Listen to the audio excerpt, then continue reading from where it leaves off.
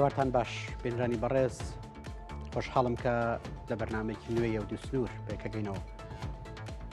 ئەمڕۆ قوڵتر شرۆڤەی دۆخێکی جیاوازی ڕۆژهەڵاتی کوردستانەکەین. بۆ هەر تاکێکی کورد ئەزمموی باشووری کوردستان جێگەی شانازی و جێگەی بایەخ. ئەمە لەسەر ئاستنەتەوەیە کە لێڕوانین. ئەم هەستە دیاریکرا و ئەتوانین بگوازینەوە بۆ ڕۆژاوای کوردستانیش. لە ساڵی 2010 لە ساڵ 2011 و پاش ئەوەی کە پێوترا بەهاری عەرەبی ئێمە دەرفەتێکی جیاوازمان بۆ کوردانی ڕۆژاوای کوردستان بینی. بەشێکی گرنگی شانازیەکانی ئێمە لەوێ نووسرانەوە. سەدان شەهید درا لە پێناو ئەو خاک و ئاوەی کە بە کوردستان ناسراوە. دواتر لە ساڵی 2024 دیاریکراوی جارێکی تر دۆخێکی نوێ هاتاراوە کە ڕۆژاوای کوردستان لە چوارچێوەی یان لەژێر ئەو گۆڕانکاریانەی کە بەسەر ڕژێمی سووریا هاتوو کەوتنی ڕژێم بەشار ئەسەد و هاتنە سەرکاری ئەحمەدە شەرع دۆخێکی جیاوازی بۆ کوردانی ڕۆژاوای کوردستان هێنایارەوە. ئەمڕۆ ورتر لەسەر پەیوەندی نێوان هەرێمی کوردستان و ڕۆژاوای کوردستان لەسەر ئاستە گەورەکە، لەسەر ئاستە فراوانەکە، لەسەر ئاستی وێنە گەورەکە دوین. قوڵتر گفتوگۆ سەرەوەکەین کە ئایا چ شتێک ئەکرێت وەکو دەرفەت و چ شتێک ئەکرێت وەکو ئاڵنگاری سێر بکرێت. بۆیەش لەگەڵمان بن بۆی کە پێکەوە گفتوگۆ لەسەر پرسار جیاوازەکان بکەین. ئەمڕۆ لەگەڵ دوو هاوڕێی بەڕێز کاکتۆر ئاریان محەممەد عەلی توێژەر و مامۆستای زانکۆ زۆر بەخێربێ کاکتۆر، هەروە هاوڕێی بەڕێزم ڤلادیمیر ڕۆژنامەوان و توێژەری نەدەوڵەتی هۆڵەندی گفتوگۆ لەسەر ئەم پرسیارانەکەین. بەڕێز ڤلادیمیر، دێمە لای بەڕێزت حەزەکەم لەوە دەست پێ بکەم کە ئێستا دۆخی ڕۆژئاوای کوردستان لە پاش ڕژێمی بەشار ئەسەد و هاتنە سەرکایی سیستەمێکی نوێی دەوڵەتداری بە سەرۆکایەتی ئەحمەدە شەرع چۆن ئەخوێنرێتەوە، چۆن لە ئێستای دۆخی ڕۆژاوای کوردستان تێبگەین پاش 15 ساڵ خەبات، پاش خەباتێکی دوور و درێژ دژی ڕژێمی بەشار ئەسەد لەلایەک و لەلایەکی تریشەوە دژی تیرۆریستانی داعش کە ئێمە زانین کوردانی ڕۆژاوا هاوپەیمانێکی سەرسەختی هێزەکانی ئەمریکا وڵاتانی تر بوون دژی داعش و توانیان تا ڕادێکی زۆر سەرکەوتوانە داستانی گەورە تۆمار بکەن. ئێستا دۆخی ڕۆژاوای کوردستان چۆن بخوێنینەوە؟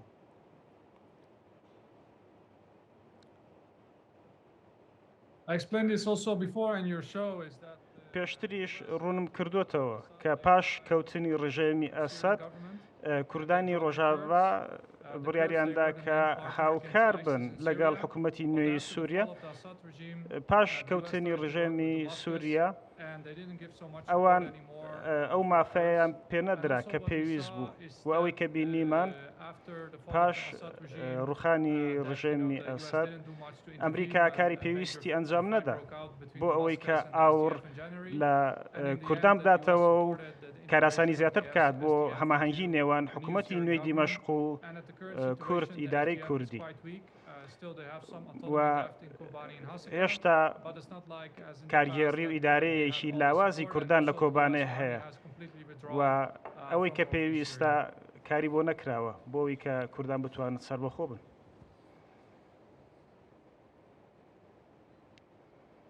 بەڵێ، بێمە سەر پەیوەندی ئاستی لەسەر ئاستی نۆدەوڵەتی. ئێمە ڕۆژاوای کوردستانمان بینیوە کە پەیوەندێکی جیاوازی هەبوو لەگەڵ وڵاتانی ئەمریکا لەگەڵ وڵاتانی ڕۆژاواوە ئەو لۆبیە فراوانەی کە بۆ کورد لە ڕۆژاوای کوردستانە کرا لە ماوەی 5 ساڵی ڕابردووە کاریگەری زۆری هەبوو. بەتەریشتەمەوە هەرێمی کوردستان وەکو هاوکارێکی سەرەکی بۆ ڕۆژاوای کوردستانە هاتاراوە. ئێستا پەیوەندی نێوان ڕۆژاوای کوردستان و هەرێمی کوردستان چۆن ببینین بەڕێز ڤلادیمیر؟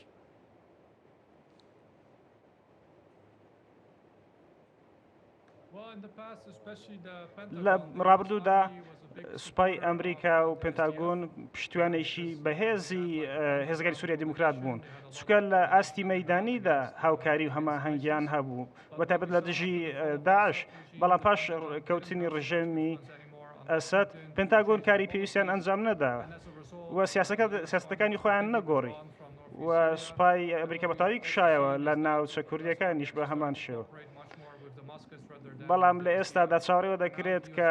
کوردان هەماهەنگی لەگەڵ حکوومەتی دیمەشقدا بکەن و هەماهەنگیە لەگەڵ هێزەکانی سووریای دیموکراتدا نیە بەڵکو لەگەڵ کورددایە. تۆم باراک وەکو نێردەی ئەمریکا ئەوەی ساخ کردەوەی ڕوون کردەوە کە ئەیانەوێت سووریایەکی یەک پارچە هەبێت و پەیوەندیەکان زیاتر لەسەر ئاستی کورد لەگەڵ حکوومەتی دیمەشقدا بێت نەک لەگەڵ هێزێکی دیاریکراودا. لە سوۆشال میدیاش بە تایبەت ئەم دەنگویانە زۆر ڕەنگی داوەتەوە. دیمەشق بە تەواوی ئەیانەوێت هەماهەنگی و هاوکارەکانیان لەگەڵ کورددا بێت و نەک لەگەڵ قەوارەیەکدا بە ناوی هێزەکانی سووریای دیموکرات. لە ماوەکانی پێشوشدا کە نوێنەری هێزەکانی سووریای دیموکرات سەردانی پاریسیان کرد و کۆبوونەوەی فراوانیان ئەنجامدا، بەڵام کۆبوونەوەکە ئەو بە وێنەیە پیشان نەدرا کە گرنگێکی زۆر بە هێزەکانی سووریای دیموکرات بدرێت. هەموو هەوڵەکان بۆ ڕاستەیەن کە حکوومەتی دیمەشق حکوومەتێکی ناوەندی بێت. زۆر باش. کاکتۆراریان زۆر زۆر بەخێر بێ جارێکی تر. وەکو بەڕێز ولادیمیرش باسی کرد بۆ ڕۆژاوای کوردستان هاوپەیمانی بوونی لەگەڵ ئەمریکەکانە لە ماوەی ڕابردووە هەر هەبووە لە ماوەی 5 ساڵ ڕابردووە بە دیاریکراویش ئەتوانین ئەمە بە گەورەتر لە هەرێمی کوردستانە ببینین. حەز دەکەم سەری ئەمە بکەین. ئەمریکا وەکو هاوپەیمانێک بۆ هەردوو لا هەم بۆ هەرێمی کوردستان وەکو باشووری کوردستان هەم بۆ ڕۆژاوای کوردستان، ئایا کورد توانی سوود لەم هاوپەیمانی و لەم دۆستایەتی ئەمریکا بە شێوازە فرازە وەرگێ بۆی کە پەیوەندیێکی باش لە نێوان ئەم دوو پارچەی کوردستان دروست بکات؟ زۆر سپاس بۆم دەرفەت. لە ڕاستیە پەیوەندی ئێمە بە ئەمریکیەکانەوە بە تایبەتیش لە دوای 1990ەوە دەست پێکە، دوای ئەوەی کە با بڵین جەنگی کەنداوی یەکەم و ئەوانە ئەو کاتەش وەکو سەردەمی تقریبەن ئوحادی قوتبی بوو، ینی سەردەمێک بوو کە تێیە ئەتوانین بڵین ئەمریکا باڵا دەستی هەبوو بەسەر جیهانە جیاواز. لە ئێستا بەڵێ وەکوی کە ئێمە توانین بێتمان ئیسفادە لەو پەیوەندیە بکەین، بەڵێ لە چوارچێوێکی دیاریکراوە توانیمانە پەیوەندی لەو ئیسفادە لەو پەیوەندیە بکەین و هەروەها کوردانی ڕۆژاواش توانیان ئیسفادە لەو پەیوەندیە بکەن بەوەی کە تەحولێکی نەوعیان کرد، چ لە ڕووی ڕێخستنی ئیداریەوە، چ لە ڕووی ڕێخستنی عەسکەریەوە، چ لە قیادی سیاسیەوە و توانیان بەڵێ بەتایبەت لە بەرەنگ خۆی هەموو شتەکە سەردێتەکە لە مەسەلەی ئەو قارەمانەتی کە شەڕڤانان پیشانیانە لە کۆبانیەوە و خۆتە زانیم لە مەسەلەی سووریا تەحالوفات زۆر شتێکی سەیر و سەمەرە بوو، ینی دوێز تەحالوفیانە بوو بەڵامێکیان دژی ئەوی تر بوو. لە پاڵەوەیە هێزێکی تر تەحالفی لەگەڵ زلهێزێکە هەبوو بەڵام دژی هێزێک، ینی تەحالوفات لە سووریا شێوازێکی جیاواز بوو، بەڵام لەگەڵ ئەوەشە هێزەکانی سووریای دیموکرات توانیان وەک چۆنەڵی لە مەیدانە خۆیان بسەلمێنن کە ئەتوانن هێزێکی شەڕکردن و هەم شەڕیان کردژی با بڵین ئەو هێزە تیرۆریستیە هەم لە هەمان کاتیشا شەڕکردن بوو بۆ دەستێنانی مافەکانی خۆیان، یعنی ئەویان خۆستەوە بۆی کە چۆن بتوانن مافەکانی خۆیان بەدەست بێنن و ئەو مەسلەی جیاوازی ئایدۆلۆجی و ئەوەش نەبووە بەربەستە، ینی هەم لە ڕووی ینی لە هەمان کاتە هەم توانیان مەبادیەکانی خۆیان بپارێز، لە هەمان کاتیش هەم توانیان جۆرێک لە پراگماتیزم پێشکەشکەن لەگەڵ ئەمریکەکانە. بەڵام ئەگەر بە دیوێکی ترە بە تایبەت دوای ئەوەی کە حکوومەتی بەشار ئەسەد ڕووخاو ئەو ئەحمەد شەرە هاتە سەر حکم و ئەوانە، یعنی شتێکی بیرخستینەوە کە ئێمە لە مێژووی خۆمانە وەکو کورد هەمیشە لەگەڵ ڕێکەوتنامە نێو دەوڵەتەکانە هینێکی خراپمان هەیە، ئەو ئەزمونێکی خراپمانێ، ئەگەر ئەزمونێکی تاڵمان هەیە بە تایبەت ئەگەر تۆ بێنیتە پێشچوی خۆ و ئەزمموی 75 کە ئەو شۆڕشەی بەچ ئاقارێکا برد و بە هەمان شێوە ئەزمونەشی کە لە ئیتیفاقی پاریس کەوتەوە ئەمە ئەنی تا ئاستی ئەوەی زۆرێک بە تایبەت دەکرد خیتاباتی قیادی سیاسی و ئەوانەی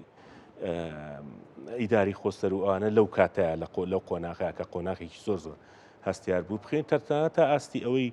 خیانەت و ئەوانەژۆ تەسیراتیشی هەبوو لەوەی کە لەم شەڕی دوایی ئێرانە کە هێزە کوردیەکان زۆر نەتوان بچنە بەرەیەکەوە کە ینی تەسیراتی لەسەر جۆرێک لە جۆرەکانی بێمتمانەی دروست کردووە. ئەو شتێکی کەمیش نەبوو بەڕاستی بە تایبەت ئەو تەسریحاتانی کە هەمیشەوای پیشانەیە کە ئێمە تەنها هێزی شەڕکەرین بۆ پارە شەڕەکەین، یعنیەوە شتێکی زۆر خراپ بوو، تەسیراتی لە متمانی سیاسی نێوان کورد و بەشێک لەو هێزە نێودەوڵەتیانە کرد. ڕاستە. کاکتۆر مۆزۆی پەیوەندی نێوان بە هەرێمی کوردستان و ڕۆژاوای کوردستان جگەل لەوەی کە ئێمە یەکنەتەوەین ئەوە لەو ڕۆوە خزمەتی زۆر باش کراوە، ئیشی باش کراوە و تەنان لە کاتی شەڕەکانیشا هێزی پێشمەرگەمان بینی کە بەتایبەت بۆ ڕزگارکردنی کۆبانێ حزب پێشمەرگە چوویە ناو ڕۆژاوای کوردستان هاوکارێکی زۆر زۆر باش شەڕوانان بوو لەسەر ئاستی نەوەڵتیش هەرێمی کوردستان هەمیشەوەکو چترێک بۆ کوردانی ڕۆژاوای کوردستانە بێدرا و کاریگەری زۆر باشیشی هەبوو لەوەی کە پشتیوانی دەوڵەتی بەدەست بێنێ چ دژی داعش و چ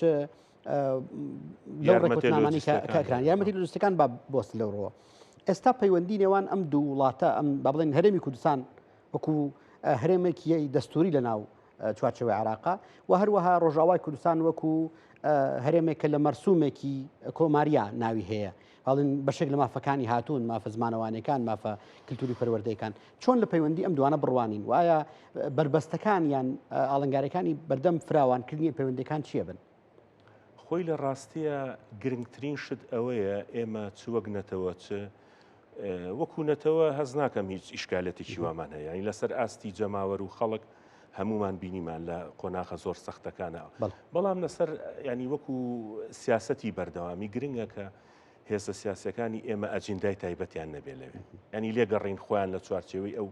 متەخەیرات و گۆڕانکاریانەی کە هێنە پێشەوە خۆیان بڕیار لە چارەنووسی خۆ بەڵام ئێمە ئەوەی کە لەسەرمانە پشتیوانی سیاسیە پشتیوانی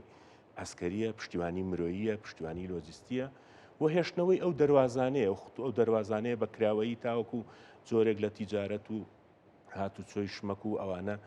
بۆی جۆرێک لە بازرگانی و ئەوانە بگەشتێتەوە لە نێوان هەرێمی کوردستان لە ڕووی ڕۆ دەستوری و قانونیەکەیە هەمومان نەزانین ینی مەسلەی هەندێک ینی ئێمە تەنانەت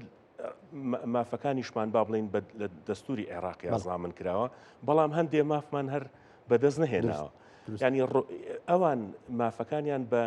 دەستورێکی کاتی و ئیعلانێکی دەستوری تا ڕادەیەک شتێکی کەم تایبەت لە مافە کللتوری و زمانەوەیانەکانە باسکرا بەڵام لەسەر ئەرزی واقع شتی جیاوازترە بین بەڵام ڕۆیای ئێمە بۆ مەسلەی ئیتیفاقیان دەستور لەو ڕوانگەوە گرنگە بە تایبەت بە کەیسی ڕۆژاوە لەو ڕوانگەوە گرنگە کە توانی لەو کاتەیە خەتەرەکە لە خەتەرێکی وجودیەوە بگۆڕێ بۆ ئیدارەی سیڕا یعنی ئێمە لە قۆناغێکا بووین کە خەتەری وجودی لەسەر ناسنامە وجودیمان لەسەر بوو بەڵام ئێستا جۆرێک لە جۆرەکانی ئیداری سراعەکەی ینی ئیتفاقێکە لەو ڕۆوە گرنگە ئەژینا وەکو تەفاسیل و ئەوە چالنجی خۆی هەیە تەحەدیاتی خۆیە ڕوبەڕووی ئاڵنگاری زۆرە بێتەوە و ئەگەری ئەوەی هەیە لە زۆر قۆناغا پاشەکشە بکە هەنێجار بچێتە پێشەوە ئێستا ڕۆژانە گوێمان لێ بێت کە با بڵین زۆرێک لەو شتانی کە باسەکرێ مەسلەی مافی خوێندنە بە کوردی مەسلەی تێکەڵبوونەوەی هێزەکانی یەپەژەیە مەسلەی بەڵێ مەسلەی ڕەگەزنامە ئەمانە کۆمەڵی ئیشکالیاتن تەبەن کاتێکی زیاتری مەسلەی لە مەسلەی گەڕانەوەی ئاوارەکانە بۆ ناوچەکانی خۆیان کۆمەڵی ئیشکالیاتی ئەوە دروست بوو لە ماوەی ترا دوو شەڕوان لە قامیشلۆ ئەوانەش ینی ئەمانە شتی ڕۆژانە ڕوئێن بەڵام لە وێنە گەورەکەی ئەگەر سەیری بکەین ئەو ئیتفاقیە شتێکی گرنگ بوو زۆر زۆر باشە بەڕێز ولادمیر دێمە سەر تۆزێک دەرەوەی بازنەی ڕۆژاوای کوردستان و هەرێمی کوردستان کاریگەری ئەو وڵاتانەی کە نزیکن لێمانەوە بۆ نمونە تورکیا بۆ نمونە عێراق ئەم وڵاتانە ئێستا خودی سووریاش چەندە کاریگەریان بووە یان دەبێت لەسەر بەشداری کورد لە هاوکێشە سیاسەکانی ناوچەکەیە ینی بۆ نمونە ئێمە زانین کە تورکیا دژی زۆر جار دژی ڕۆژاوای کوردستان وەستاوەتەوە بەڵام ئێستا جۆرەکان هەماهەنگیەک هەیە لەم نێوەندەیە و هەروەها ڕۆڵی هەرێمی کوردستان لەمڕۆ ڕۆڵێکی بەرچاوی هەبوو لەوەی کە پەیوەندی نێوان تورکیا و ڕۆژاوای کوردستان تا ڕادێکی زۆر بە ئارامتر ببینێتەوە ئێستا چۆن سەیری کاریگەری تورکیا بکەین لەسەر هەردوو ناوچەی ڕۆژاوای کوردستان و باشووری کوردستان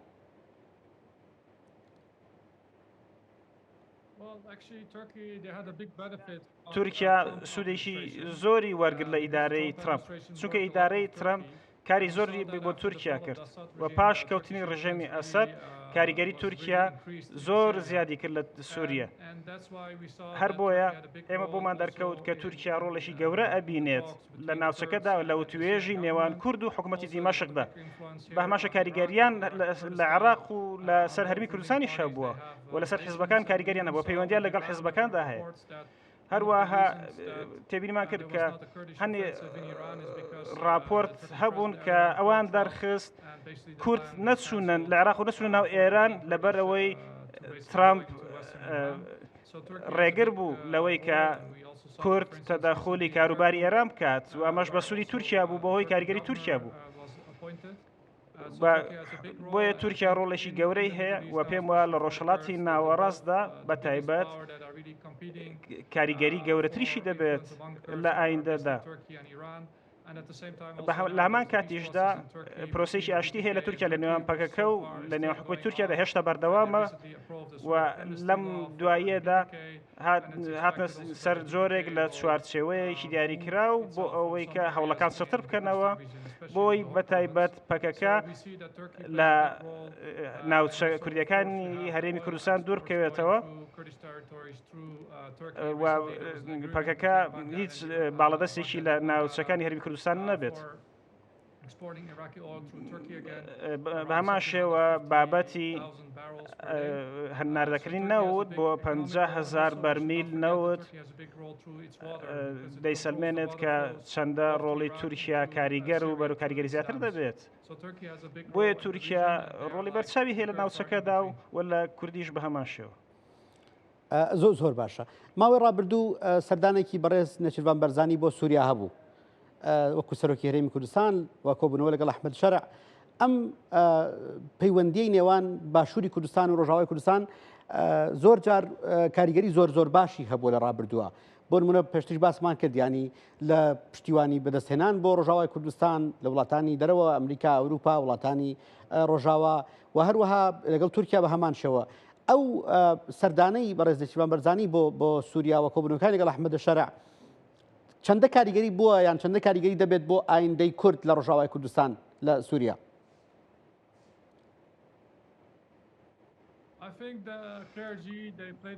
پێم وایە حکوومەتی هەرێمی کوردستان ڕۆڵێکی بەرچاوی بینیەوە بە تایبەت لە پشتگیریکردنی ڕێکەوتنی نێوان حکوومەتی دیمەشق و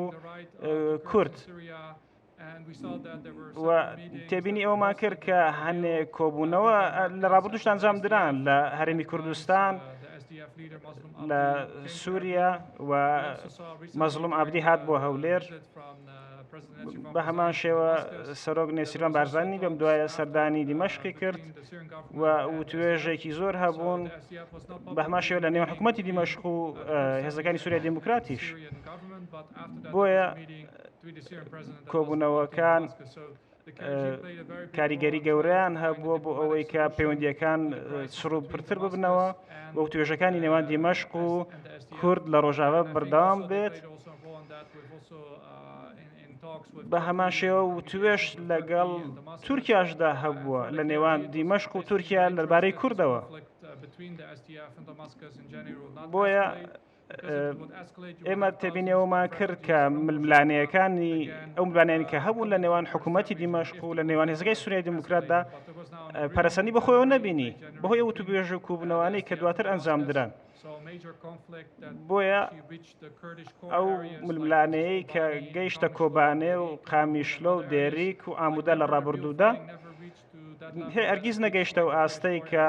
پەیوەندیەکان بتەقنەوە لە ڕەقا و لە عین العیسا و لە شەدادیە لەو شوێنانەی کە کورد زۆرینە نەبوو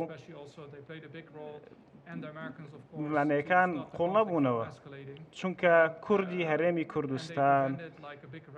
ڕۆڵێکی گەورەیان بینی بۆی کە ئەم ململانەیانە ئەوەنە قوڵ نەبنەوە و ئاوارەیەکی زیاتر ڕوو نەکاتە ناوچەکانی دەرەوەی ئیدارەی کوردی. بۆیە پێم وایە سەرۆک نێچیروان بارزانیش بە هەمان شێوە نێوەندگیرێکی بەرچاوی کردووە لە نێوان دیمەشق و هێزەکانی سووریای دیموکرات. زۆر باش. کاکتۆراریان لە وەکو بەڕێزیشی باسی کرد ینی ئێمە مێژوویەکی دوور درێژمان هەیە لە هاوکاری و هەماهەنگی باشووری کوردستان و ڕۆژاوای کوردستان. ینی هەر لە ناردنی هێزی پێشمەرگە لە سلەیمانیەوە بۆ کۆبانێەوە ئەو داستانەیانی کە لەوێت تۆمارکران تا ئەو پەیوەندی کە لە نێوان بەڕێز مەزلوم عەبدی لەگەڵ سەرکردەکانی کوردستان بۆ نمونە لەگەڵ بەڕێز بافڵ تاڵەبانی لەگەڵ سلەیمانی ینی پەیوەندێکی دوور و درێژ و مێژووی و زۆر کاریگەراوانە. ئێستا قۆناغێکی نوێ هاتوتە ئاراوە ینی ئێمە بینیمان تەنانەت بەرامبەر بە ئەو پەیوەندی کە سلێمانی لەگەڵ ڕۆژاوای کوردستانە هەیبوو ئێمە سزادانی سلێمانیمان بینی ینی درۆن بارانی تورکیامان بینی داخستنی فڕۆکخانەی دەوڵەتی سلێمانیمان بینی هەموو ئەو شتانە جۆرەکان ڕابردوویەکی تاڵ بوون بۆ سلێمانی بۆ خەڵکی هەرێمی کوردستان و باشووری کوردستان. ئێستا چۆن سەیری ئەو دەرفەتانە بکەین کە دێنە ئاراوە لەوەی کە وەکو دوو وڵات لە چوارچەوەی دەستوری هەردوو وڵاتە سەیری پەیوەندیەکانی نێوان هەردوولا بکەین. بەڵێ خۆی زۆر ڕاستە بە ئەگەر خوێندنەوەیەک بۆ مێژوە بکەین هەمیشە بینین پەیوەندی ئێرە سلێمانی یاخۆ با بڵین ئەو هێزەی لێرە باڵا دەستەیەکێتی پەیوەندیەکە تا ڕادەیەک وەکو چۆنەڵی پەیوەندێکی بەردەوام بووە بەردەوام لە یەک ئاستا بوو. بەڵام پەیوەندی ئیداری ئەولا بە ڕۆژاوای کوردستانەوە بە تایبەت لە دوای پرۆسی ئاشتی لە تورکیاوە پەیوەندێکە باشتر بوو و پاشانش لە دوای ئەو با بڵین مەترسیە و جوودیانەی کە بە تایبەت دانیشتەکانی تۆم باراک و ئانە لەگەڵ قیادی سیاسی کە لە هەولێر لە ئەسنای پەلامارەکانی با بڵین هێزەکانی سەر بە ئەسەد و ئەوانە بۆ سەر ڕۆژاوای کوردستان جۆرێک لە تێگەیشتن و ئەوانە هاتە ئاراوە. گرنگە برەودان بەو پەیوەندیە و خۆتان نەزان هێشتا لەوێ شێوە ڕسمەکەی وەرنەگرانی هێشتا نازانرێ شێوەی ئیداری خۆسەر چی بەسەرێ ئایا لە چوارچێوەی لامەرکەزێتێکی ئیداریە ئەمێنێتەوە ئایا لە چوارچێوەی جۆرێک لە فیدراڵێتە ئەمێنێت هەموو ئەم ینی تەوەجوهی حکوومەتی سووریا بە ئاڕاستی خۆتەزانی مرکزێتە و تەوەجوهی با بڵین ئیداری خۆسەر بۆی کە پاراستنی ئەو دەستکەوتانەیەکە ماوەیەکی دوور و درێژە لە پێناوی ئاجەنگێن ئەم پەیوەندیانە زۆر گرنگە بەردەوام بن لەو ڕووی دیبلۆماسیەوە گرنگە بەردەوام بن ئەو سەردانانەی چ قیاداتی ئەوێکە هێن بۆ ئێرە و چ قیاداتی ئێرە کاچن چ قیاداتی کوردی ئەبینن لەوێەوە و چ قیاداتی با بڵین دەوڵەتی سووریا ئەبینن لەوێ هەموو ئەو پەیوەندیانە گرنگن و درێژەدان بەو پەیوەندە جۆرێک لە ئیسیقرار جۆرێک لە پێدانی زەمانات بەوەی کە یاخود لە ئاستێکا کە شتەکان با بڵین سیراعەکە پەیوەندەکان لە جۆرێک لە جۆرەکانی بە بنبەستەگات دەفعەیەکی باشەیەتەوە بە پەیوەندیەکان یاخود ئەگەر لە ئاستێکە هەست بە مەترسی بکرێ کاتێکە هەست بە مەترسی بکرێ جۆرێک لە با بڵین مەترسیەکان ئەڕەوێنێتەوە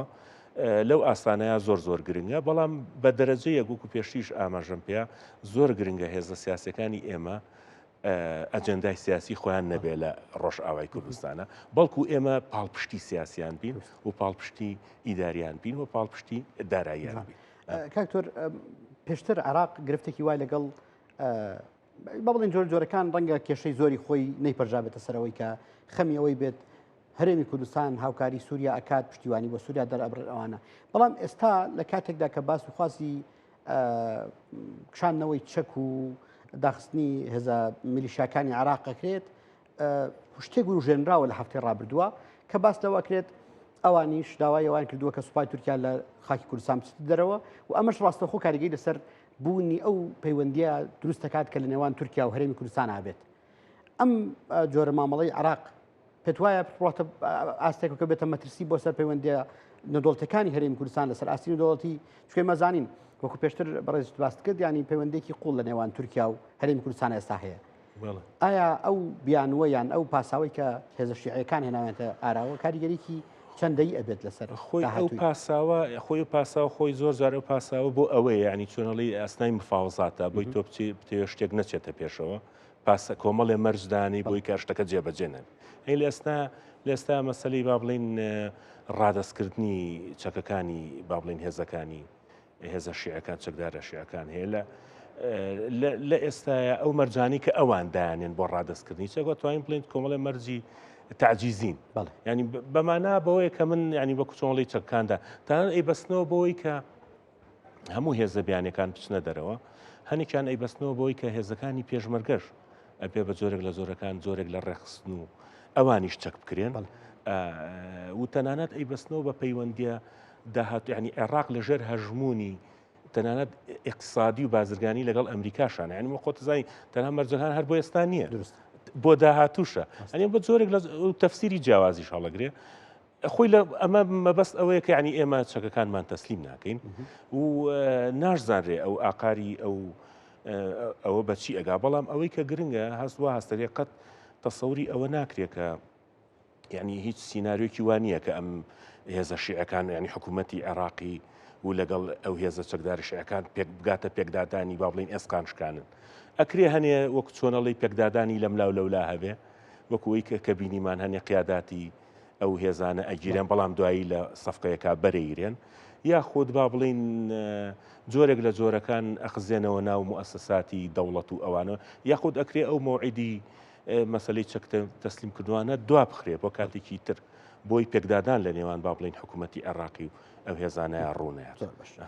بەڕێز ڤلادیمیر دەمەلای بەڕێزت ماوەی ڕابردوو ئێمە بە دیاریکراوی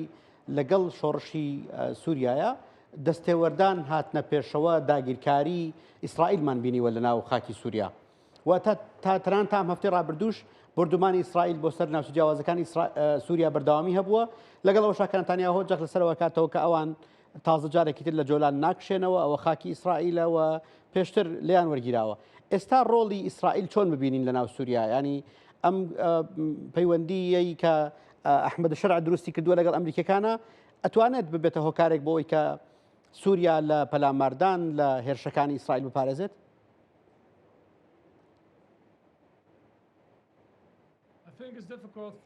پێم وایە قورسە بۆ ئیسرائیل کە لە سووریا بکشێتەوە چونکە ئەوان پەیوەندیش بەهێز دەبێنن لە نێوان حکوومەتی دیمەشق و تورکیا ئەمەش بە هەڕەشەدا ئەنێن وەکو لە لێدوانەکانیان دامایان دەرخستووە بەڵام حکوومەتی سووریا هەڵوێستێکی نەرمونیان ئەخەنە ڕوو و ئەوەش پیشانەدان کە جۆلان لەلایەن ئیسرائیلەوە داگیر کراوە و ڕێکەوتنێکی ئاسایشی دیفاکتۆ هەیە لەگەڵ ئیسرائیلدا بۆ ئەوەی کە لەو شوێنانەی سووریا بکشێتەوە کە گوایە داگیری کردوون بەڵام ئیسرائیل بە شێوکی دیفاکتۆ هەنێ شوێنی سووریا داگیر کردەوە چکە دایانێ ڕێگری لە شتێ بکەن کە لەوانەیە ڕوو بدات وەکو چۆن ئەویان بۆ دەرکەوت کە ناتوانین ڕێگری بکەن پێشوەختە لە شتێکە لە غەزە ڕوویدا لە ڕابردوودا ئەوان نایانەوێت شتێک ڕوو بدات کە دیسان وەکو چۆن لە ڕابردووڕەوەیدا دیسان بەسەریان بێتەوە کە خەڵکی زۆریان لێ کوژرا بۆی ئیسرائیل ناوێت لەو ناوچانەی سووریا بکشێتەوە کە کۆنتترۆلی کردو لە باشووری سووریا هەروە تێبینی ئەومان کرد کە ئەوان هەنێ شوێنیان لە ڕابردوودا وەکو کۆشی سەرۆکایەتی بردومانیان کرد و ئیسرائیل بەردەوام ببێت لەوەی کە ئەو شوێنانەی کە داگیری کردوون بەتایبەت ئەو شوێنانەی کە دروزەکانی لێن لە ژێر دەسەڵاتی خۆیاندا بهێننەوە و نانەوێت کە لەگەڵ حکوومەتی سووریادا یەک بگرنەوە چەوەی کە سەرۆک ترامپ ئەمەی بوێت یان نەیەوێت بێگومان لەو شوێنانە ئەمێننەوە نەک تەنیا لە سووریا بەڵکو لە لوبنانیش بە هەمان شێوە بە هەمان شێوە بینی کە ڕۆژانە بردومانی هەنێ ناوچەی لوبنان ئەکرێت ئەمەش هەرچەندە زیانی بۆ ئەو ڕێکەوتن ئەگەری نێوان ئێران و ئەمریکا بێت بەڵام لە سەرکاری خۆیان بەردەوام بن. بەڵێ خۆی لە ڕاستیە ینی من ماوە ڕابردووش لە گۆڤاری ئەندەناسی توێژنەوەیکم لەسەرمە بڵاو کردەوە لە ساڵی 1948ەوە تا ئێستا پەیوەندی ئیسرائیل و سووریا پەیوەندێکی هەمیشە بەرز و نزم بووە ینی چ لەگەڵ ڕژێمی بەشار ئەسەد پێشترا چ ئێستا ئێمە زانین کە ئیسرائیل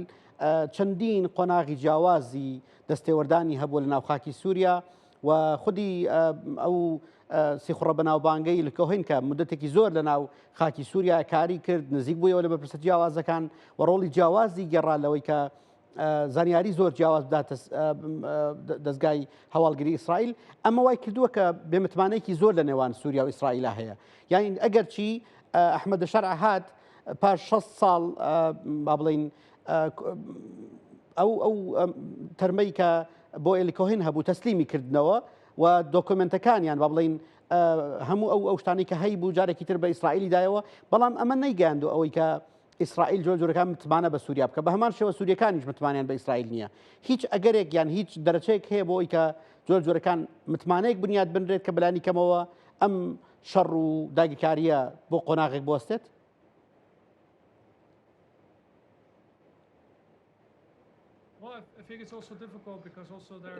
بارودۆخەکە ئەڵۆزە چکە هەڵبژارنەکانیش لە پێشن لە ئیسرائیل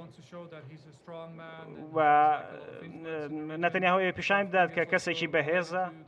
و ئەوێ خۆی بسەرمێن لە ناوچەکە و ئەوێت جۆرێک لە متمانە بەهێز بکات لە هەڵبژاردن بۆ هەڵبژارنەکان و باگشەکانی هەڵبژاردن بەڵام لە هەمان کاتیشدا لە ئێستادا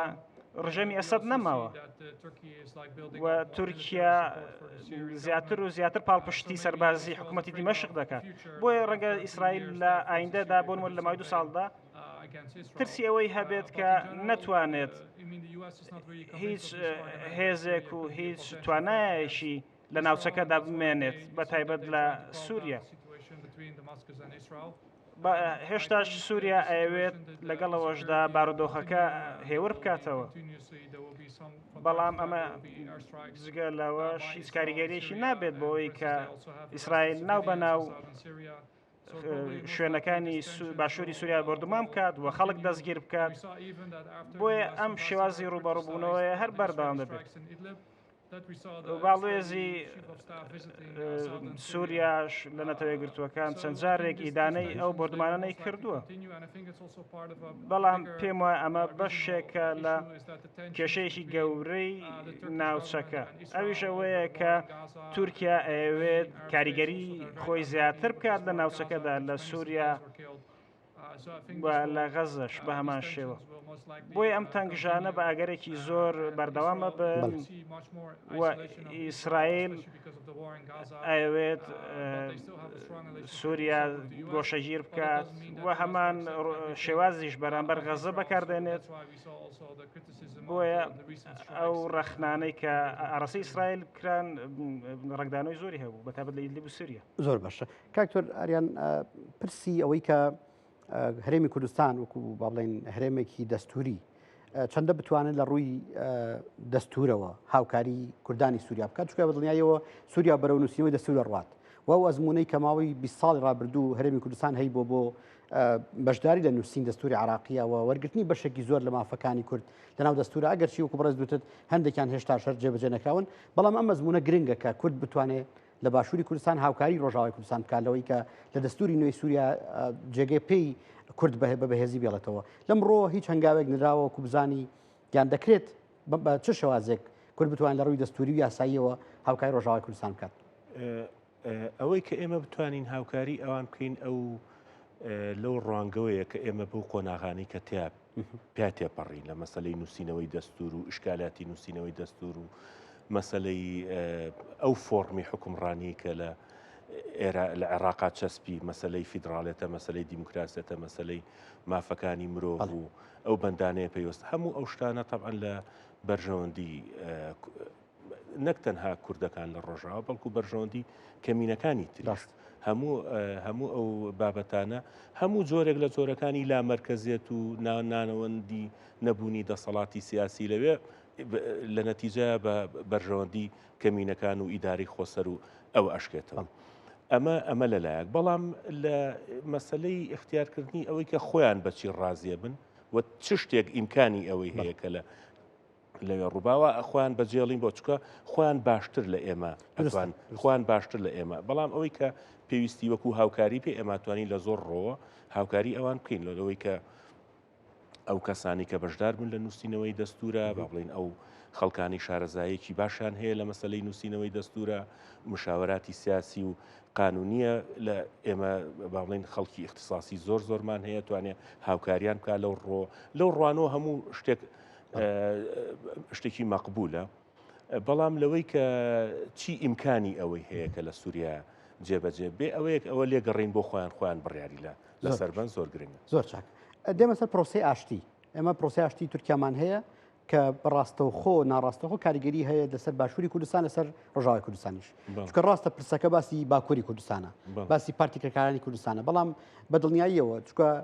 وەکو پێشتر ئاماژەم پێکرد ئەوە نزیکەی 25-30 ساڵە تورکیا بە بیانووی بوونی پارتی کرێکارانی کوردستان لە باشووری کوردستان بنکەی سەربازی لە ناوخاکی کوردستانە هەیە و ئەمەش ئێستا زۆر جۆرەکان وەکو پێشتر وتم ئەگەری هەیە ببێتە مەترسی بۆ سەر باشووری کوردستان ئەگەر هێزە شیعەکانی عراق میلیشیاکانی عراق ئەمە وەکو پاساوێک بەکاربێنن بۆی کە هێرش بکەنە سەر ئەو سەروەری کە چەندین ساڵە هەرێمی کوردستان پاراستوێتی. بۆ ڕۆژاوای کوردستانی شەمە تا ڕادێکی زۆر کاریگەری هەیە. پرۆسی ئاشتی ئێمە زان قۆناغی جیاوازی بڕیوە و تەماوەی لە 2 هەفتەی ڕابردووە لە ڕووی یاساییەوە لە پەرلەمانی تورکیا یاسایی پرۆژە یاساکی بۆ دەرکرا لە 12 مادە پێک دێت و باسی وردە میکانیزمەکانی جێبەجێکردنی پرۆژە یاساکەش ئێستا ئاراوە. پێت وایە تورکیا بتوانێت یاوەڵێن پرۆسی ئاشتی تورکیا چۆن کاریگەری ئەبێت لەسەر ئایندەی کورد لەسەر هەردوو لە باشووری کوردستان لە ڕۆژاوی کوردستانیش بەڵێ خۆی فەراغێک ینی چاوەڕێ ئەکرێت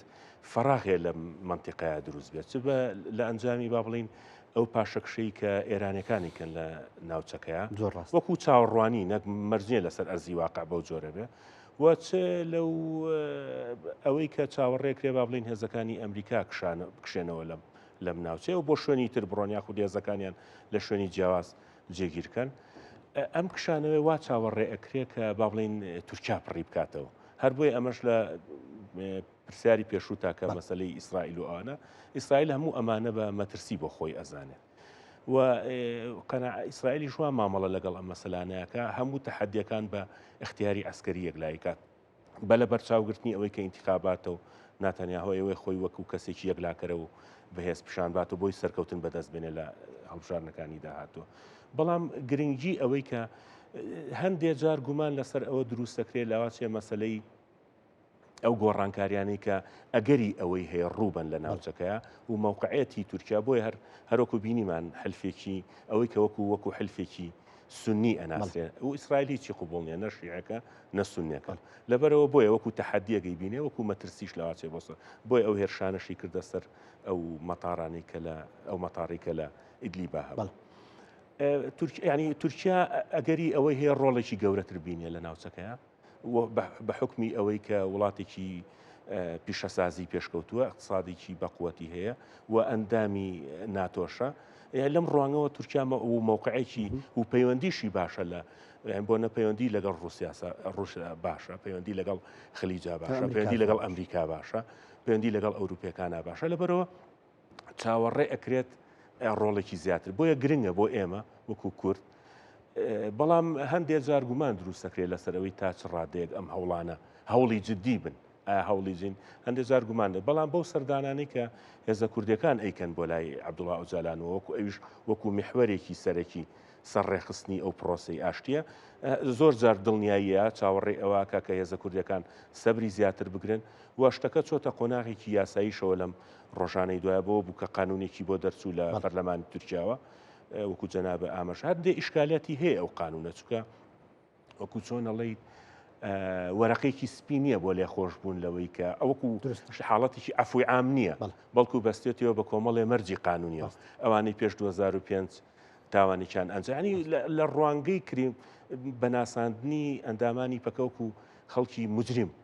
وەکو لێ خۆشویە وەکو مامەڵەکردن لەگەڵیان وەکوانی کە ئەمانە تاوانیان کردووە ئەم هینە لەواتێت جۆرێک لە خیتاب جۆرێک لە نامەی تیاابێ ڕیسالەی تیاابێ بۆ ناوخۆی تورکیا بۆی کە ئەم سیراعەکی دوور درێژ بووە قوربانی زۆری لێکەوتۆتەوە خەسارەتی زۆری بە ئاسانی وا بۆ شێوەیە هەل ناکرێت لەبەرەوە ئەمە جۆرێک لە جۆرێک ئەکرێ قانونی تر دەرچێ ئەو کاتە و خیتابی هێزە قەومیەکانی تورکیا هەستەکەی جۆرێک لە نەرمیان پێوە دیارە بە تایبەت لەم دوانەیە باخچەلی باسی لەوا کرد کە ئەکرێ عەبدوڵڵا ئۆجالان بێتە پەرلەمانەوە وانە ئەو چۆن دەورێکی محوەری هەبێ لە پرۆسی ئاشتیە ئەوە هەمووی چۆنەڵی دەلالاتی ئیجابین لەو پرۆسی زۆر باشە بەڕێز ڤلادیمیر ئێمە 40 ساڵ یا زیاتر نزیکەی نیو سەدە پەیوەندی نێوان ئێران و سووریامان هەیە پەیوەندێکی قوڵ لە ڕووی مەزهەبیەوە لە ڕووی استراتیژیەوە دەستێوەردان و کاریگەری زۆری ئێران وەسەر سووریاوە تەنان زۆر باس لەوەکرا تەنیا وڵاتێک یا تەنیا ڕژێمێک کە بەرامبەر بە شۆڕشی بەهاری عەربی خۆی گرت ڕژێمی بەشاسەد بوو ئەوش بە پشتیوانی ئەو کاتی قاسم سلەیمانی و ئێران ئێستا ئێران لە دوای شەڕی مانگی حوزەیرانی ساڵی ڕابردوو و هەروەها شەڕی مانگی ئازاری ئەم ساڵەوە ئیتر جۆرەکان لاوازی پێوە بینرین ینی ئەو دەستێوەردانی نەماوە ڕژێمی بەشاسەد گۆڕاوە بەڵام هێشتاش هەر ئێران بە دوایەوەیەکە بتوانێت زمینەیەکی فراهەم بۆ خۆی لە ناوچەکە بێنتە ئاراوە و گەڕانی بە دوای ئەم زمینەیە ئێمە بینیمان کە ڕۆڵی عەمان دێتە ئاراوە ڕۆڵی پاکستان دێتە ئاراوە لۆبیکردنی قەتەر و سعودی دێتە ئاراوە بەرامبەر بە ئەوەی کە ڕێکەوتنامەیەک لە نێوان ئەمریکا و ئێران بێتە ئاراوە ئەگەر چی چەند جارێک گفتوگۆ هاتوتە پێشەوە بەڵام تا ئێستا هیچ ڕێکەوتنامەیەکی وامان نییە یاک یادا شتێکی لە تێگەشتن واژۆکرا بەڵام بەبێ ئەنجام ئێستا کێشە گەورەکەی ئەم ڕێکەوتنامە لە چی ئابیندێت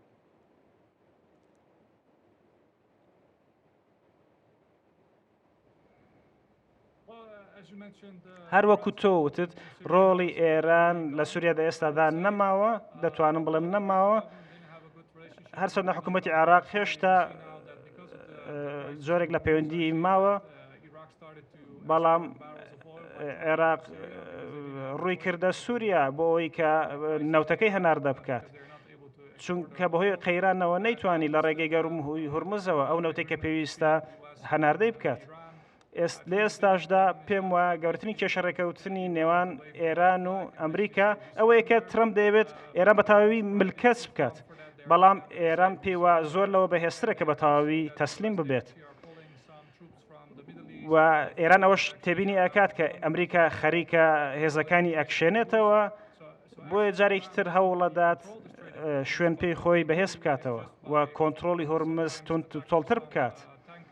و ئەوان هێرشەکەنە سەر هەنێ کەشتی نەوت هەڵگر ئەمەش ئابووری ناوچەکە بە تەواوی زیان پێدەگەیەنێت نەک تەنیا زیان بە ئابووری ئەمریکا بگەێنێت ئێران ئامادە نییە ئەو تەنازولاتە زۆر بکات بەڵام ترامپ چاوەڕێی تەنازولاتی زۆرتر ئەکات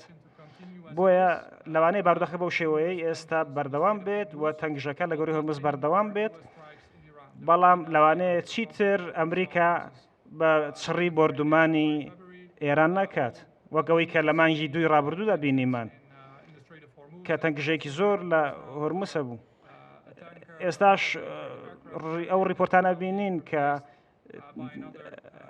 هەنێ کەشتی بە نەوت هەڵگر ئەکرێنە ئامانج و هێشتا هەندێک کەشتی هەن کە ئەرکی خۆیان بەجێ هێنن بۆیە ئەمریکا ئەوێت لە بە گەمارۆکەی بەردەوام بێت و هەنێ سزای زیاتر بەسەر ئێراندا بسەپێنێت و ئێرانیش هەنێ جار هەنێ تانکەر بە ئامانج دەگرێت ئەگەر گوێڕایەڵی ئەو داواکاریان نەبن کە ئێران ئەی خاتە ڕوو بۆیە بارودۆخەکە لە بنەڕەتدا لە چەقبەستێکدا ماوەتەوە هەروەکو تەنگژەی کە لە ڕابردوودا بینیم لە نێوان سۆڤێت و لە نێوان ئەمریکا لە جەنگی ساردا جەنگێکی چالاک نەبوو بەڵام دیفاکتۆ بوو ئەمری واقع بوو و جەنگێکە بوو لە نێوان بریکارەکاندا ئێستاش ئەوە لە ناوچەکەدا ئەبینین ناو بە ناو هێرشەیە لەلایەن هەردوو لایەنەوە و تەنگژە هەیە لە ناوچەکەدا و هەنێ هێرش ئەبینین کە چ ئێرانیا هێزە بریکارەکانی ئەیکەنە سەر وڵاتانی کەنداو بەڵام وەکو ئەوە نابێت کە شەڕێکی سروپڕ دەست پێ بکاتەوە لە ڕابردوودا هەرچەندە ئێران جاروبار هێرشەکاتە سەر بنکەکانی ئەمریکا لە ناوچەکەدا وەلا ئەوەی کە لە هەولێریش بینیمان کە چەند هێرشێک کرا سەر بەڵام باردۆخی ناوچەکە بە شێوەیەکی گشتی هەرچەندە بۆ ماوەیەکی درێژ لە تەنگژەدا دەمێنێتەوە بەڵام ئەگەری ئەوە نییە کە شەڕەکە دەست پێ بکاتەوە چونکە هەڵبژاردن لە پێش ئەمریکایە زۆر باشە کاکتۆریان کاتی بەرنامەکە زۆر نەماوە بەڵام زۆر مەبەست ڕای بەڕێز بزانم دەربارەی ئایندەی ڕۆژهەڵاتی ناوەڕاست بە شێوازە گشتەکەی ینی کورد ئێستا بمانوێت نەمانەوێ وەکو بەڕێز داماژ پێکرد هەر ڕێکەوتنامەیەک ڕوەدات کورد تاڵاوە چێژێت هەر شەڕێک دەتاراوە دیسان هەر کورد تاڵاوە چێژێت ئایندەی کورد لە ڕۆژهەڵاتی ناوەڕاست بە شێوازە گشتەکەی لە چوارچێوە ئەو هەڵکێشانی کە دێنە ئاراوە ئەو ئەمریکا و ئێران لەلایەک دروستکردنی هەڵپەیمانەیەکی ئیسلامی سونی لەلایەکەوە لەولاوە کۆبوونەوەی لوتکەی ناتۆ لە ئەنقەرە هەموو ئەمانەی کە ئێستا ڕوئەدەن چۆن بتوانین ورتر لە ئایندەی ڕۆژهەڵاتی ناوەڕاست بگەین نەک تەنها ئایندەی ڕۆژهەڵات هەر مەلامحی ئەو سیستەمەی نێودەوڵەتی کە دروستە بێت چکەوەی کە ئەگەر ینی باشترین وتار بۆەوەی کە تێبگەین لە دنیا چییە گوزەرێ وتارەکەی ماکار نییە کە لە داڤۆس باسی کردوتی کە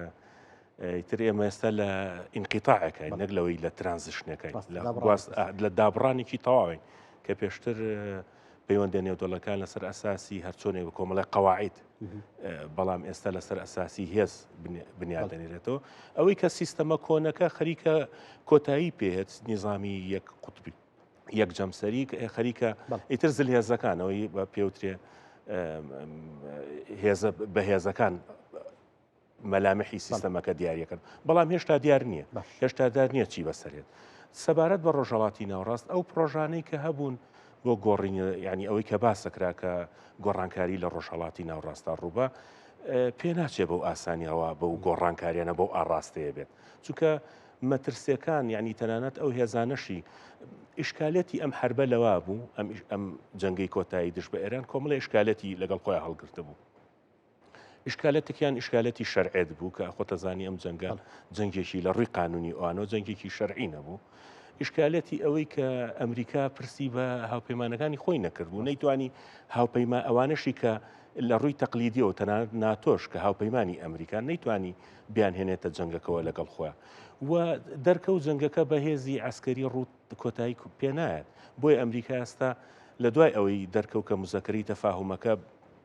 بە تاواتی لە بەرژەوەندی ئێران ئەخوێنرێتەوە بە تایبەت لە ناوخۆی ئەمریکا و ئەمە شتێکی باش نییە بۆ ئیداری ترەمپ و ئەگەری ئەوەی هەیە لە انتخاباتەکانە بدۆڕێت چکەوە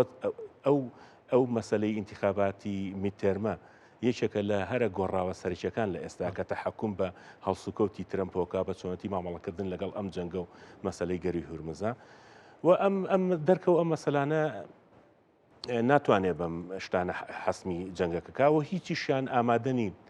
چ ئێرانەکان و چ ئەمریکانی چیان ئامادە نین ئەو وێنایە بن بە بەرامبەرەکانیان کە ئەو سەرکەوتووە هیچیان نەدۆڕاون هیچیشان سەرکەوتونین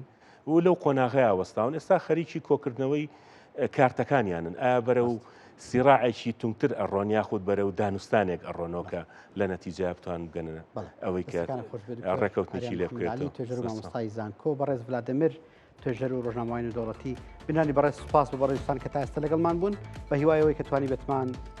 وەڵامی پرسیارەکانی بەڕێزتان دەربارەی ئایندەی ڕۆژهەڵاتی ناوەڕاست پەیوەندی